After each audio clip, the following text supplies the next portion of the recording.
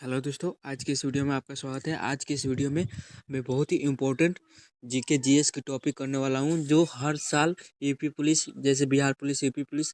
देखिए यहाँ पे यूपी पुलिस का क्या है कि इसमें पिछले साल भी एग्जाम हुआ था प्रीवियस ईयर का, तो वहाँ पे भी इसमें से बहुत सारे क्वेश्चन पूछे गए थे। ठीक है, तो मैं उसी लेवल के बहुत रिसर्च के बाद मैं ये वाला आपको पूरा पीडीएफ के साथ लाया हूँ। ठीक है, ये पूरा बनाकर क्वेश्चन लाया हूँ। ठीक है, उसी के तौर पे इसी तरह के क्वेश्चन आपको यूपी पुलिस में पूछे जाएंगे, आप विश्वास कीजिए 100%। ठीक है, तो चलिए आपको यहीं पे 2024 की एग्जाम अब फिर से जो कैंसिल हो गई थी यूपी पुलिस की, वो फिर से होगी। ठीक है, जल्द ही होने वाली है, तो आपको इस टाइप के क्वेश्चन को याद करके जाना है। आपको एक बार कम से कम रिवाइज करके जाना है। ठीक है, तो मान लीजिए सबसे पहले जो क्वेश्चन है अंग सन। ठीक है, अंग संग सुख क्या संबंधित है। ठीक है, आंग संसुक किससे संबंधित है? म्यांमार से संबंधित है। किससे है? म्यांमार से। ठीक है, चलिए अगला क्वेश्चन शुरू करते हैं। अगला क्वेश्चन कह रहा है कि अकबर का संरक्षक कौन था। ठीक है, अकबर का जो संरक्षक था वो कौन था? आदिल शाह था, या बैरम खां था, या ऑप्शन सी हेमू था, या सिकंदर लोदी था। यार, तो ये जो थे वो बैरम खान थे। क्या थे? बैरम खान। ठीक है, बैरम खान अकबर के संरक्षक थे। ठीक है, अगला क्वेश्चन शुरू करेंगे। अगला क्वेश्चन कह रहा है कि 1882 में ऑस्ट्रिया हंगरी और के बीच देश के बीच त्रिपक्षीय संधि हुई थी। किसके बीच हुई थी? जर्मनी के बीच हुई थी। किसके बीच? जर्मनी के बीच हुई थी। ठीक है, तो ये आपको याद रखना है। चलिए अगला क्वेश्चन शुरू करेंगे। अगला क्वेश्चन कह रहा है कि यहाँ पे शीत ऋतु। ठीक है, ये अगला क्वेश्चन कह रहा है कि शीत ऋतु में तमिलनाडु में कौन वर्षा कराता है। ठीक है, कौन कराता है? तो ये पश्चिमी विक्षोभ कराता है। क्या कराता है? पश्चिमी विक्षोभ जो है वो शीत ऋतु में क्या करता है? तमिलनाडु में बरसात कराता है, यानी ठंडी के मौसम में। ठीक है, अगला क्वेश्चन कह रहा है कि शब्द बायोलॉजी, जीव विज्ञान किसने बनाया था? किसने बनाया था? किसने बनाया था? तो ये बायोलॉजी शब्द किसने बनाया था? आपको अरस्तु ने बनाया था। ठीक है, किसने? अरस्तु ने। ठीक है, यहाँ पे गलत टिक किया हुआ है, तो यहाँ पे अरस्तु ने बनाया था। ठीक है, अगला, जड़ में अधिकतम वृद्धि होती है। ठीक है, जड़ में अधिकतम वृद्धि कहाँ पे होती है? ठीक है, नोक पर होती है, जड़ के बाल क्षेत्र में होती है, या शिखर यानी शीर्ष के पीछे होती है, या जड़ के आवरण में होती है। ठीक है, तो ये होती है आपको जड़ के आवरण में होती है। ठीक है, याद रखना है, जड़ के आवरण में होती है। अगला क्वेश्चन शुरू करेंगे। बहुत ही वीवीआई क्वेश्चन है, आपको किसी तरह याद करना है। ठीक है, दास वंश का पहला संरक्षक कौन था, यानी शासक कौन था? ठीक है, तो दास वंश का जो पहला शासक था वो कौन थे? या कुतुबुद्दीन ऐबक। ठीक है, कुतुबुद्दीन ऐबक।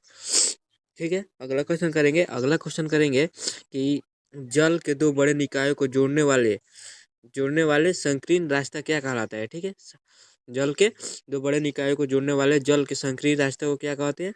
स्ट्रेट, यानी जल डमरू मध्य कहते हैं। क्या कहते हैं? जल डमरू मध्य कहते हैं। ठीक है, अगला क्वेश्चन शुरू करेंगे। अगला क्वेश्चन कह रहा है ग्लोब पर दो स्थानों के बीच न्यूनतम दूरी होती है। कितनी होती है?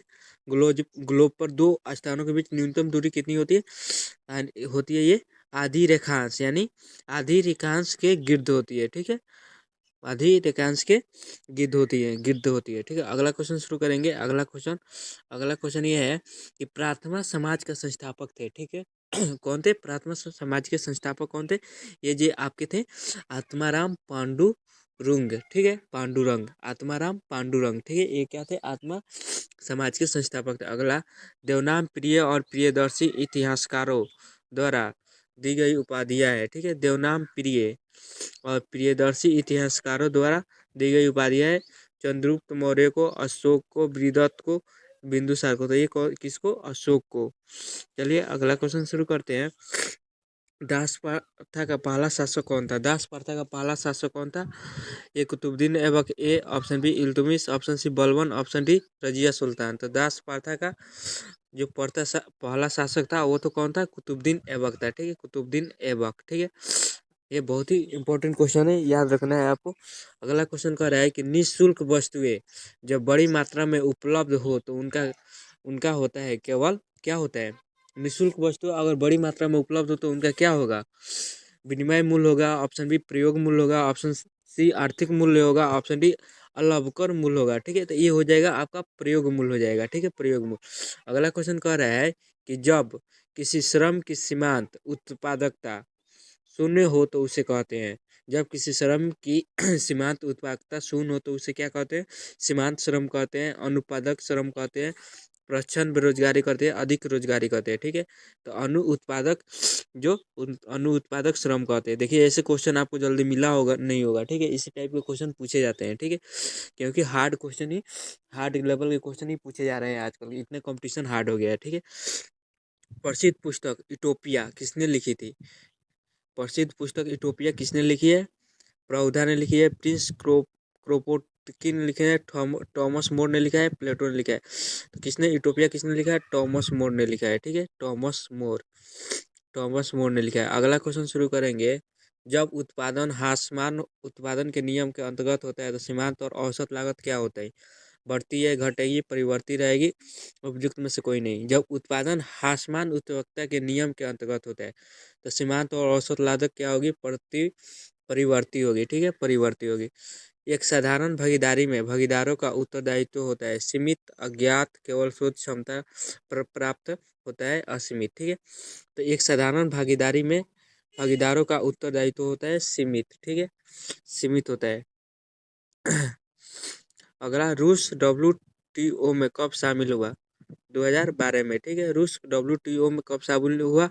2012 में शामिल हुआ था। ठीक है, कब हुआ था? 2012 में हुआ था। अगला क्वेश्चन शुरू करेंगे। अगला क्वेश्चन कर रहा है, भारतीय संविधान का कौन सा भाग भारतीय संविधान का कौन सा भाग संविधान के संशोधन से संबंधित है? भाग एक है, भाग एक सही यहाँ पे भाग 20। जो भाग 20 है वो क्या है? भारतीय संविधान के क्या है? संशोधन के संबंधित है। संशोधन कौन करती है? विधायिका करती है। ठीक है, तो ये भाग 20 हो जाएगा। ठीक है, अगला क्वेश्चन शुरू कर लेंगे। अगला क्वेश्चन कह रहा है कि संयुक्त राष्ट्र यूएन के कितने अंग होते हैं? ठीक है, यूएन के कितने अंग है? तो यूएन के 6 अंग है। ठीक है, कितने अंग है? 6 अंग है। ठीक है, और बता दूं कि यूएनओ, ठीक है, यूएनओ की स्थापना कब हुई थी? 1945 ईस्वी में हुई थी। कहाँ हुई थी? अमेरिका के व्हाइट हाउस में। अमेरिका के व्हाइट हाउस में हुई थी। ठीक है, अमेरिका के व्हाइट हाउस में हुई थी। और अगला क्वेश्चन यहाँ पे बता दूं कि यहाँ पे ये कितने इनके अस्थायी सदस्य जो है वो 10 है और अस्थायी 5 है। ठीक है, संयुक्त राष्ट्र संयुक्त राष्ट्र महासभा को हिंदी में संबोधित करने वाला एकमात्र संयुक्त राष्ट्र को हिंदी में संबोधित करने वाला एकमात्र राजनीतिक नेता कौन था? वो कौन थे? अटल बिहारी वाजपेयी जी थे। ठीक है, अटल बिहारी वाजपेयी जी। तो प्लीज़ आपसे यही रिक्वेस्ट रहेगा कि प्लीज़ चैनल को सब्सक्राइब। देखिए यहाँ पे हमने क्या ऑप्शन को नहीं लिया है। ठीक है, तो प्लीज़ आपसे यही रिक्वेस्ट रहेगा कि प्लीज़ आप इसी तरह करके प्लीज़ एडजस्ट कर लीजिएगा और प्लीज़ मेरे भाई अपने भाई को सपोर्ट कर दीजिएगा।